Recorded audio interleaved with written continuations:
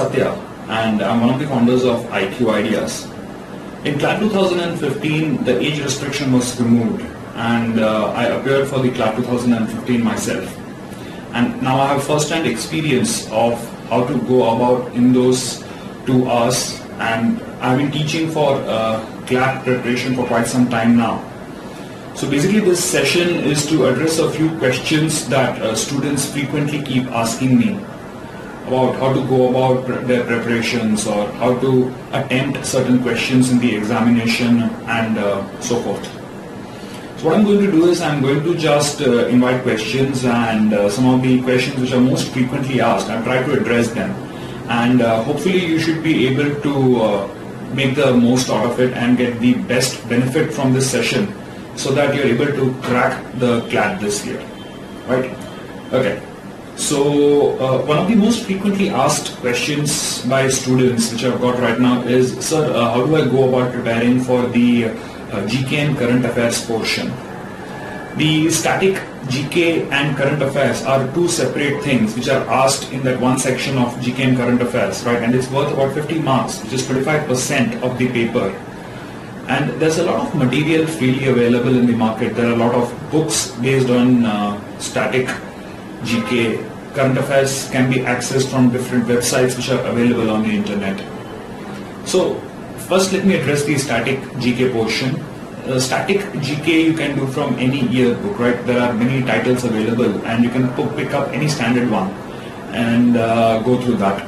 Now as far as current affairs go, many students are confused as to what is the time duration, what is the time frame for which they have to prepare. Now there is no set limit as to the months of a particular year from which the question can be asked and be termed as current affairs. As a rule of thumb, normally we believe that from the March of the previous year to the March-April of the current year, that is the exam in which you are going to appear for the exam, would be a safe period to consider as the period from which current affairs questions can be asked. So in case you are appearing for CLAT 2016, then starting from March 2015 till about March-April of 2016, I would advise you go through the current affairs of these 12 to 13 months, and that should take care of it. Now it might seem like a long thing, right? It might seem like a very long time frame, and how do you go about preparing for it? But luckily there are many such websites available which have monthly compendiums, so you can subscribe to any one of them.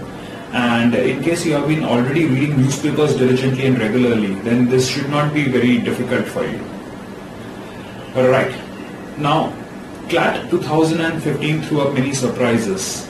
It was the first online edition, and even the questions asked were something which was totally unexpected for many students. So based on that, I received a couple of questions. One of the students asks me, sir, can we expect the same kind of logical reasoning questions which appeared in CLAT 2015? In fact, a couple of puzzle sets which were there in the paper were quite difficult, and few felt that it was from PG level papers. So the question here is, sir, do I actually need to prepare those CAT level questions? Well, my answer to you is this. It is not wrong to prepare more and more. Right? Of course, it would not be fair to expect students who are preparing for an undergraduate level examination to know things which should actually be solved by postgraduate level students.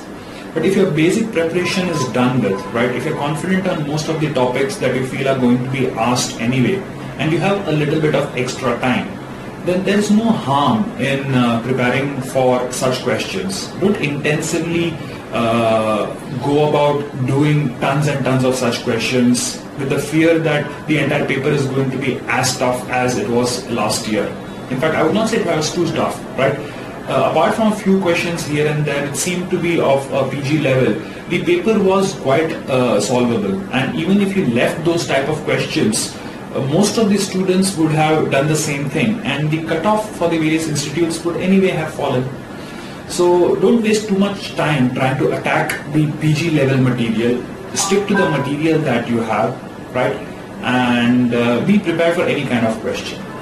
Similarly, data interpretation was a new section, a new type of question, not a section, but a type of question which was introduced in CLAT 2015. It came in the math section, right? There was this table full of figures, and based on that, students had to answer 5 questions. Now, data interpretation, if you take a calm look at it, is not something new. It's just a combination of chapters like averages, percentages, and ratio proportion. All you have to do is understand the data that is given and interpret it correctly. So if you're thorough with chapters like percentages, averages, and ratio proportion, then cracking the data interpretation section should not be very difficult for you. Okay, the next question seems to be, sir, how many mock papers should ideally I be attempting, right? How many different centers should I get the mock papers from and attempt? Well, dear friend, I have seen many students who already have subscribed to one coaching institute and they would have done about a couple of dozen papers that has been provided as part of the package, and then they subscribe to mocks from other institutes as well, right? And they have a collection of 50, 60, 70 mock papers, and every day they sit and attempt 2 to 3 mocks. My point to you is this: if you just keep attempting mock papers and look at the score and say, okay, this is my performance level, then that is not enough. The key to cracking the actual CLAT paper is giving the mocks and then taking out enough time to analyze them. After you have given a mock, let us say it's a standard 2-hour paper, you should spend at least 4 to 6 hours in identifying what was my performance like in this particular exam. Was I able to solve enough number of questions? Why did I leave certain questions? How did I get certain questions wrong? And more importantly, even those questions which I actually managed to get right, did I solve them in adequate time? Did I solve them quickly, or did I waste too much of time in getting that 1 mark, right? So it does not matter that you give 20 mocks or 40 mocks. You might have given just 5 mock papers, but if you have diligently analyzed every single mock that you have given and you have improved and fine-tuned your performance at every stage, then that is what is going to help you clear this examination. So the answer to the question, how many mocks should I give? The answer is not too many without analysis, right? I would rather give 5 mocks with intense analysis of those 5 papers than give 20, 30 mocks without doing anything to see how my performance was in those particular papers. Another question which seems to have come is, sir, during the examination I face the fear that what if I'm not able to crack this paper, right? I'm sitting for the paper and suddenly the fear strikes that I'm not getting enough questions correct, I'm not able to solve enough questions. What happens? That fear sits in my mind and it affects my performance. Well, that is where this is where your own mental strength comes into play, right? You have to first ready yourself mentally. At any point of time in the paper, if you get the doubt that am I doing enough number of questions, am I getting an enough score here, just remember, it does not matter individually how much you score. What matters is how you have scored with respect to others. So you have to remember, if you feel that this paper that you are giving is tough, then it is true for all the other people who are giving the same paper as you are. So if you find it is tough, everybody else may also find that it is tough, right? And it is only the relative performance that matters. Also, you need to keep in mind that your performance in the paper is not going to determine your entire career. Yes, it is the gateway to getting into a good institute. It is definitely going to help you secure your dream college. But let's take the worst case scenario. What if you do not crack the paper? Worst thing that happens, you do not get an admission into the institute of your choice. Doesn't mean that's an end to your dreams. You can always secure admission in the same course in another college. Or even if you're not able to secure admission to the same course, you can always pick up something, be good at that, and excel in life. Remember, the entrance examination and the degree is just one step towards your goal. And your goal is not cracking the paper. Your long-term goal is having success in life, being successful in your career. So just remember, unnecessary tension while giving the examination is only going to detract you from performing well, right? And the worst case scenario is not something which is too dangerous, right? So be happy, be cheerful, keep a positive attitude during the paper. Remind yourself this is not the end of the road. And once you understand that, most of the time students do realize that their worries are unnecessary and the worry simply melts away and their performance actually improves. Okay. The next question here is, sir, in an exam, when I'm attempting a particular question, I often come across a question which has more than one option which seems right? The options seem very confusing. So which answer should I mark, or should I just take a stab and blindly, randomly mark any answer? Well, CLAT has negative scoring. So it is very risky to mark an answer and then have it be assessed as a wrong one. So my advice is, in case there are 4 options and you are confused between all 4 options, then it would be advisable to just leave the question. But in case you are able to eliminate at least 2 options out of the 4, right? That means now you are only left between 2 options, and the probability that you will mark the right answer is now 50%, right? Instead of 25% before with all 4 options, now your chances of getting the right answer is 50%, right? 1 out of 2. So now you should think, have I attempted enough questions before that even if I get this one wrong, it's not going to affect my score much? In that case, fine, go ahead. But if you feel that the number of questions that you have attempted is not enough, then it would be rather risky to mark that one question and get it wrong, right? So again, I leave it up to you. If you are able to eliminate a few options and then select one between 2, then go ahead. But if you're not able to eliminate any options, then with the negative marking pattern, it would be advisable to just leave that question. A very commonly asked question is, sir, in what order should I attempt the sections? Well, there are 2 strategies which I generally tell my students. The first strategy is for those who panic when they see in middle of the paper that the number of answers that they have marked is not many. So for those, I would say start with a section which is simple, which is short, and which can be solved quickly. For me, that would have been GK. Now, GK is a section where it does not matter whether you know the question or not. Once you have read the question, all it takes is about a couple of seconds to identify and mark the right answer. Even if you don't know the answer, you will just leave it. So it's the time taken to solve a GK question and mark it or leave it is almost exactly the same. And with 50 questions of GK in the paper, this is doable in about 15 to 20 minutes.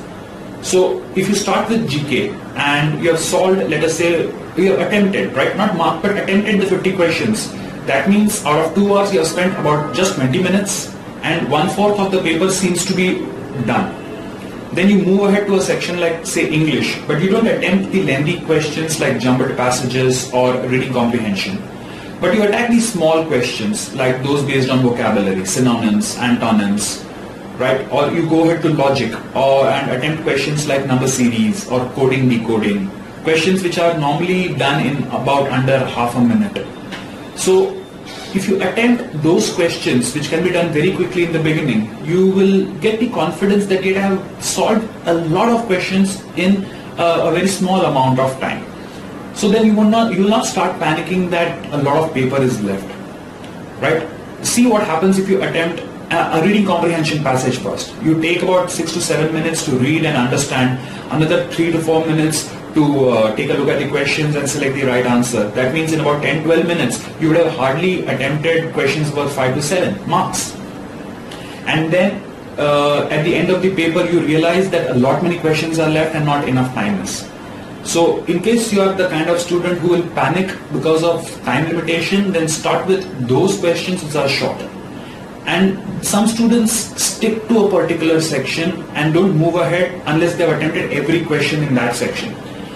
But the exam does not specify that you cannot move ahead before you have completed a single section.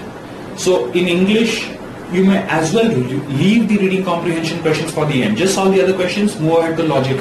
Maybe you leave questions which are passage-based reasoning, solve the small ones, move ahead. In the legal section, supposing you have questions of both legal aptitude and legal awareness, then you can just go through the legal awareness questions. They are practically the same as GK. Solve them, then go ahead to other sections before coming back to legal aptitude. So it's your strategy about which questions to attempt first. Then there is another category of students who feel that when they start the test, their mental faculties, their ability to think is at its peak. But as the test progresses, as time progresses, they get more tired. So for such question, students, I would say, start attacking your toughest section first. If you say math is tough for you, then start with the math section. When you're at your freshest, you should be able to rip through the tough questions. And as the test progresses, go on to sections which are slightly less tough than the previous one. So when you near the end, you're reaching the section where you find it to be the easiest and you're mentally tired. So you actually don't have to stress yourself too much to solve the easy questions. But what strategy works for you depends solely upon the kind of person you are. So when you're giving a lot of mock tests, keep changing your strategy. After every test, analyze. Did this strategy actually help me score better? If the answer is yes, then stick to that strategy. Try to fine tune it. But if you find that a particular strategy that you adopted for a particular mock paper was not to your best, it did not earn you enough marks, then it's time to leave it and move ahead. So the next question which somebody has asked is, sir, what should be my overall preparation considering that it's just about 30 odd days which are left for preparation? Well, first note down the entire syllabus that you know is the suggested syllabus for this paper. Mark down the areas which you feel are your strong areas. Mark those areas which you feel are your weak areas. Now, in the weak areas, try to identify why is it weak. Am I conceptually weak? I simply don't understand the topic. Or is it that I understand the topic but I'm not able to apply the principles to solve a particular question? In case it is a problem of concept, then of course you need to take the help of your teacher and get it solved. But in case it is just a matter of not being able to apply it and solve the questions, then you need to practice a lot. Keep a cutoff date, like let us say 25th of April, that this is the date till which I will attempt to gain knowledge about new topics as much as possible. But once my self-set cutoff date is reached, I will stop learning new concepts and I will concentrate on just strengthening the concepts which I already know. I will stop learning new concepts 10 to 15 days prior to the exam. Give as many mocks as possible, but remember, analysis of every mock is the most crucial aspect. Keep improving your general knowledge and current affairs by reading as much as possible. Try to read as much as material possible online, right, in terms of articles and other things, so that you'll get comfortable reading material on a computer screen and your reading speed also increases. Sections like mathematics should be devoted time which is appropriate to their weightage. I know many students who fear math and hence spend over 50% of their preparation time on mathematics, ignoring or disregarding the fact that there are only 20 questions of math in the paper of 200 marks. So its weightage is less than 10%. If you take a look at GK, that's 25% of your paper. Legal, aptitude and awareness is 25% of the paper. Even English and logic are 20% each. So I would rather spend time on sections which have more weightage in the paper so that I can actually attempt more questions there and secure more marks. I hope this session was useful and I could cover some of the questions which many students have kept asking me and were presented to me right now. CLAT 2015 was a slightly different paper from the usual norm. But still students did manage to do well in that, right? A lot of people did actually get across to the different national law universities. So remember, if the paper is easy, cutoffs go up. Paper is tough, cutoffs simply go down. But at the end of the day, somebody does manage to get a good rank and get into the institute of their choice. So with diligence, with diligent performance, with dedication, with sincere hard work and smart work, it can very well be you who gets into the institute of your choice. So here's wishing you all the best. Hope you perform extremely well on the 8th of May in CLAT 2016. Have a good day.